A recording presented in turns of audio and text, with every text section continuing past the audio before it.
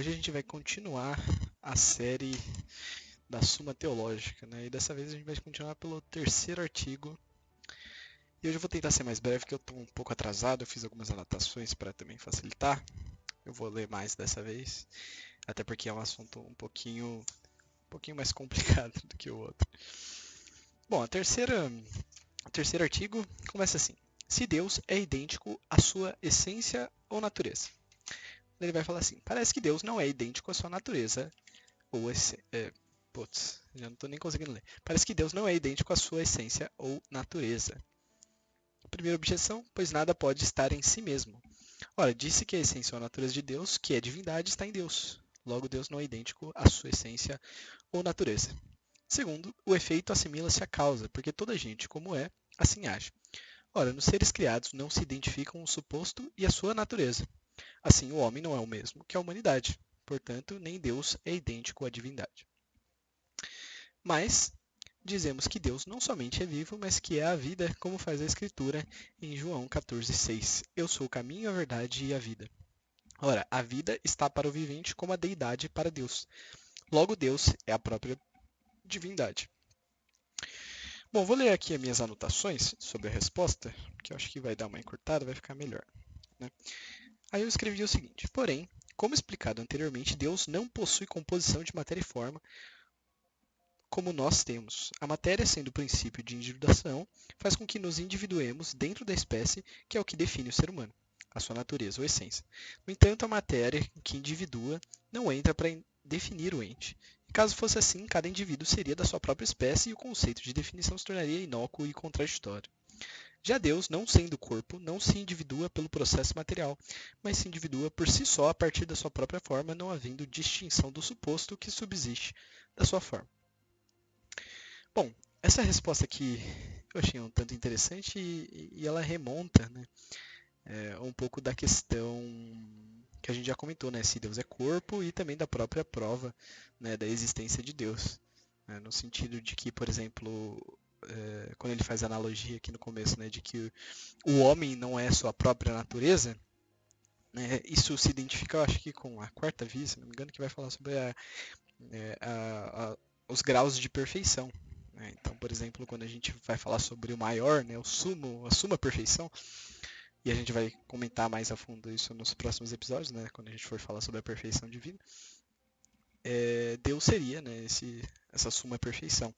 No sentido que todos os atributos, né, que se definem ao ser, né, de coisas que são intrinsecamente boas, estão em grau máximo em Deus, ou melhor, são Deus em grau máximo. Então a gente não fala que Deus possui bondade, mas que Deus é bondade.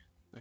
Por isso que o argumento dele ele chega e fala assim, não, então Deus é a sua própria deidade. Né? Então vamos pegar aqui também as respostas dele, né, as objeções, para também tornar mais rápido isso aqui.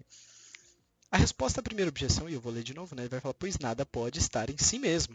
Ele vai falar, não podemos dizer nada dos seres simples, senão comparando-os com os compostos de que temos conhecimento.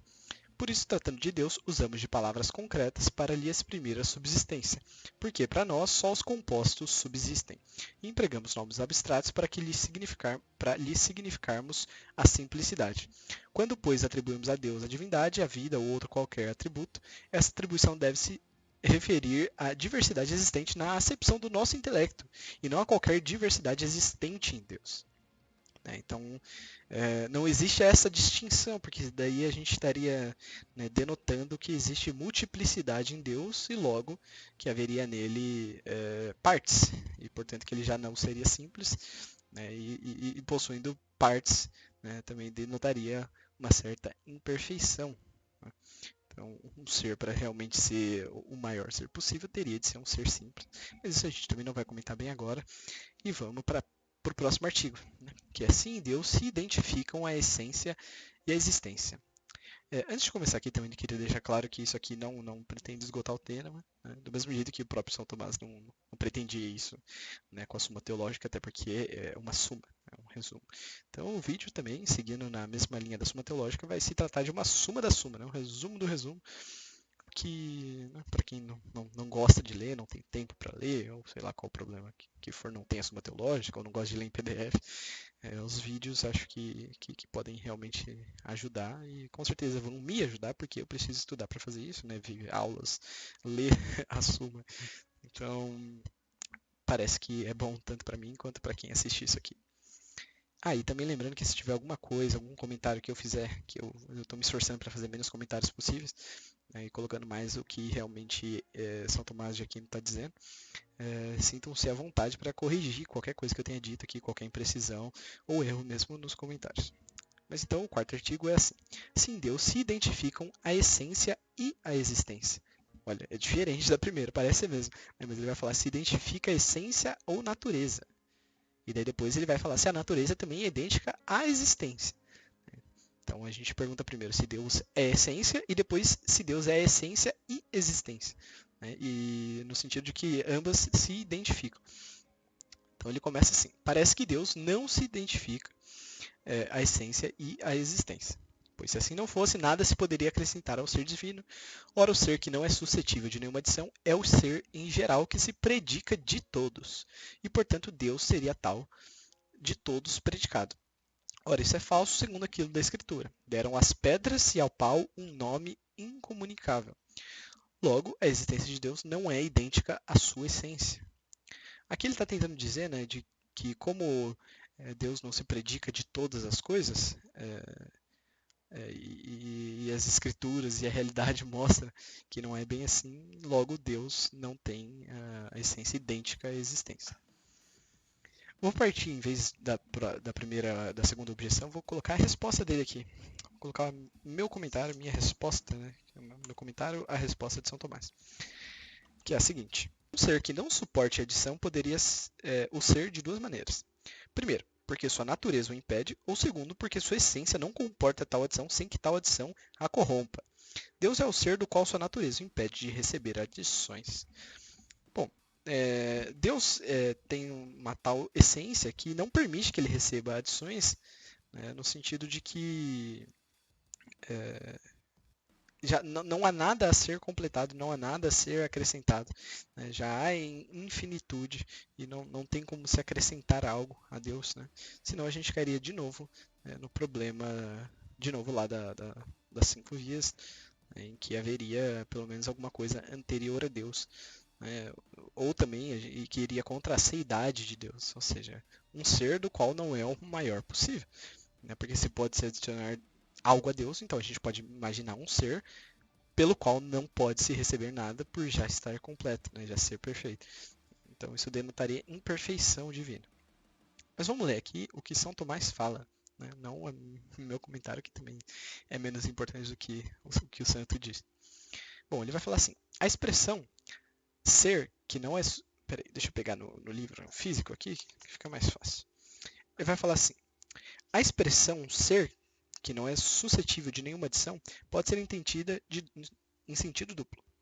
Ou porque é tal que, por natureza, não se lhe pode adicionar nada, como se dá com o animal racional, que por natureza não pode ter razão, ou porque a sua essência não comporta nenhuma adição, como é o caso do animal em geral, que por essência, sendo desprovido de razão, não a comporta, sem que, por outro lado, essa essência exija que seja privado dela.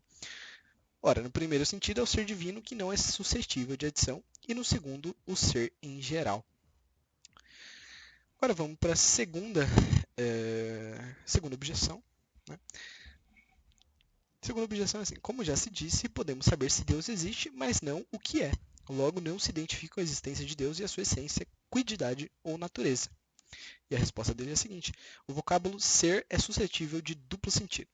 Ora significa o ato de existir, ora a composição proposicional que o espírito descobre quando une o predicado ao sujeito.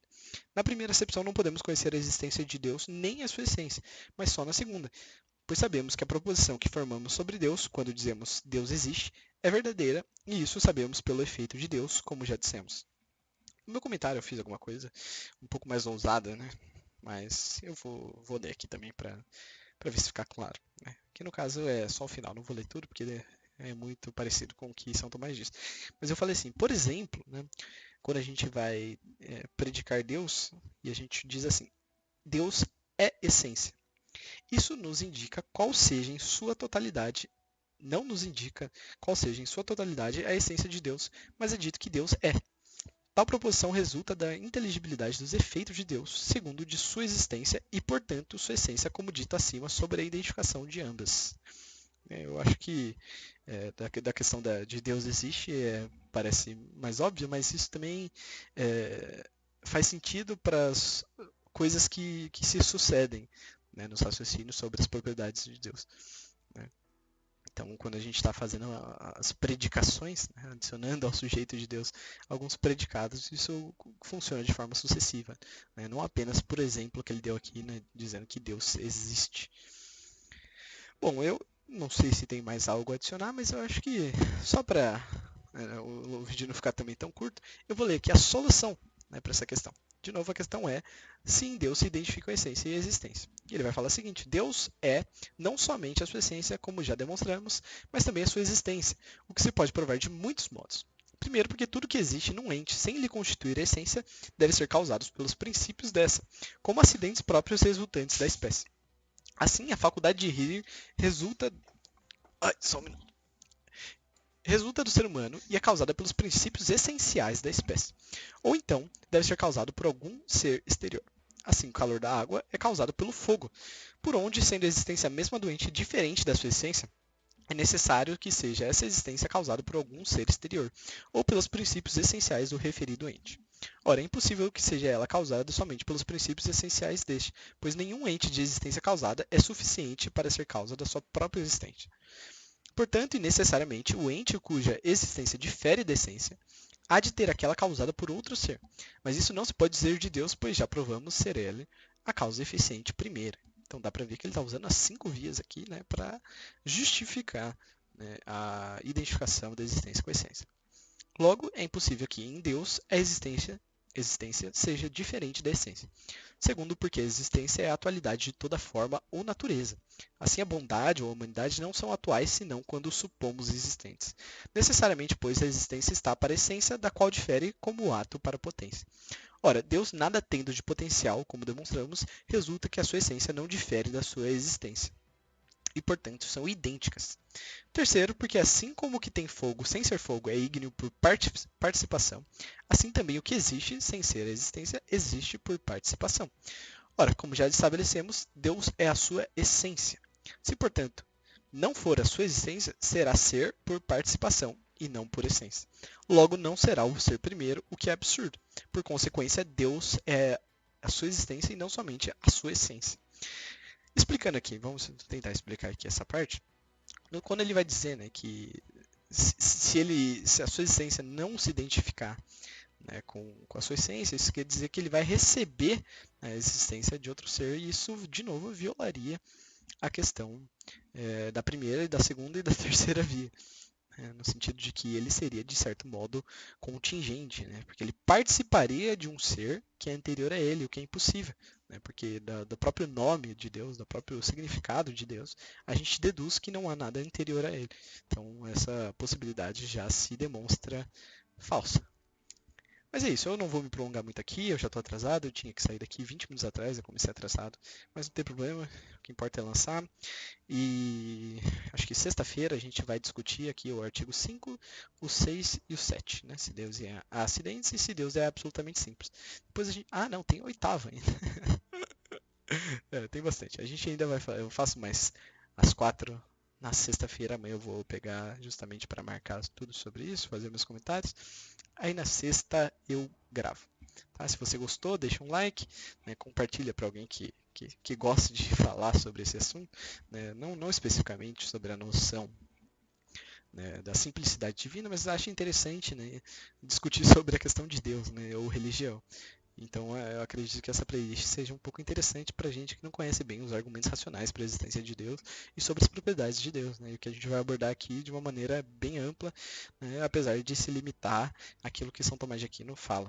Eu não vou entrar em muitas controvérsias, eu quero mais expor mesmo, não me considero apto, né, a discutir teologia.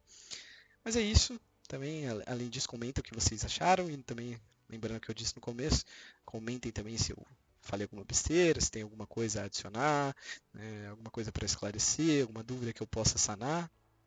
E é isso, se inscreve aqui no canal também, porque agora a ideia é voltar com maior frequência. E talvez eu tenha um anúncio para a semana que vem. Mas aí vai depender de quanto tempo eu tiver. Mas esse final de semana eu acho que eu vou ter mais tempo e eu vou voltar também com os estudos do MES, do Man Economy and State, do Rothbard. Né? Parece engraçado, né? Comentar sobre livro de economia do Rothbard e um livro de teologia de Santo Tomás de Aquino. Então, mas eu gosto de estudar vários temas. E eu já comecei com o MES, eu não quero deixar aberto. Já está aberto já faz uns 2 anos esse tema. Eu vou tentar terminar a Suma e o MES. Vou demorar pelo menos umas 80 semanas. Se eu não, no mínimo isso, né? Se eu conseguir agilizar, né, a minha capacidade de organizar, roteirizar. Não tem bem um roteiro, né? Mas de organizar o conteúdo, como eu vou falar, meus comentários e tudo mais, eu acho que eu consigo fazer mais ou menos nisso, que vai dar 1 ano e meio, que eu acho que é muito bom para terminar duas obras gigantescas, né? Uma de 4.300 páginas, que é a Suma Teológica, e outra de 1.400 páginas, que é o Man Economy and State, do Rothbard. 1.400 páginas se considerar o Power and Market, né, que é o governo e mercado que foi traduzido. Mas acho que vai ser interessante continuar com isso e vai ser bem produtivo para mim e para quem puder, né, assistir. É isso, eu vou ficando por aqui. Não se esqueça, né, de fazer tudo que eu falei. E é isso. Falou!